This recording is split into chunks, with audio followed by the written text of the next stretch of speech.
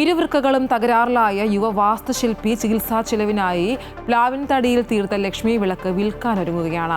കാസർഗോഡ് കേളോത്തെ ലോഹിതാക്ഷൻ ഉദാരമതികളിൽ നിന്ന് ചികിത്സാ സഹായം തേടുകയാണ്.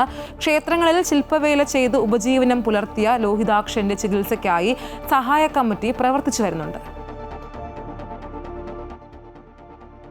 ആഴ്ചയിൽ 3 ദിവസം ഡയാലിസിസിന് വിധേയനാകുന്ന യുവശില്പിയായ ലോഹിതാക്ഷൻ 10 മാസം സമയമെടുത്ത് പ്ലാവിൻ തടിയിൽ പൂർത്തിയാക്കിയ മനോഹരമായ ലക്ഷ്മി വിളക്കാണ് ചികിത്സയ്ക്കായി വിൽക്കുന്നത്. വിളക്കിന്റെ ചങ്ങല ഒറ്റത്തടിയിൽ തീർത്തത് ലോഹിയുടെ കരവിരുത് പ്രകടമാക്കുന്നു. ഉദാരമതികളുടെ സഹായമുണ്ടാകുമെന്ന പ്രതീക്ഷയിലാണ് ഇരുവൃക്കകളും തകരാറിലായ ലോഹിതാക്ഷൻ. ശസ്ത്രക്രിയക്കായി 50 ലക്ഷത്തോളം രൂപ കണ്ടെത്തണം. ഡയാലിസിസ് ചെയ്യുന്നുണ്ട്. ആഴ്ചയിൽ 3 പ്രാവശ്യമായിട്ട് ഇവിടെ പെരിയ PHC ഡയാലിസിസ് ചെയ്യുന്നു. അപ്പോൾ ഏറ്റെടുത്ത കുറച്ച് ജോലികളുണ്ട്, അതിപ്പോൾ എടുക്കുന്നുണ്ട്. അതിന് മുമ്പേ ഏറ്റെടുത്താണ്. പുതിയതായിട്ടൊന്നും ഏറ്റെടുത്തിട്ടില്ല. ആരോഗ്യ പ്രശ്നം കൊണ്ട് തന്നെയാണ്. വിളക്ക് അത് ആ സമയത്ത് ഇവിടെ വീട്ടിലിരിക്കുമ്പോൾ ചെയ്തതാണ്.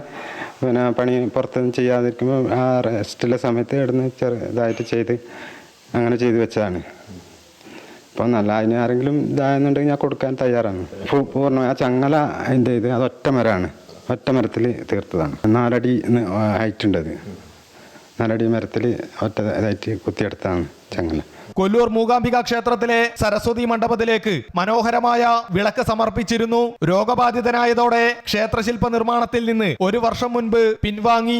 ലോഹിതാക്ഷന്റെ ചികിത്സക്കായി കേളോത്ത് യുവശക്തി ക്ലബ്ബ് നേതൃത്വത്തിൽ ചികിത്സാ സഹായ കമ്മിറ്റി പ്രവർത്തിച്ചു വരുന്നുണ്ട്. കേരള ഗ്രാമീൺ ബാങ്കിന്റെ പെരിയ ശാഖയിൽ ചികിത്സാ സഹായാർത്ഥം അക്കൗണ്ട് തുറന്നിട്ടുണ്ട്.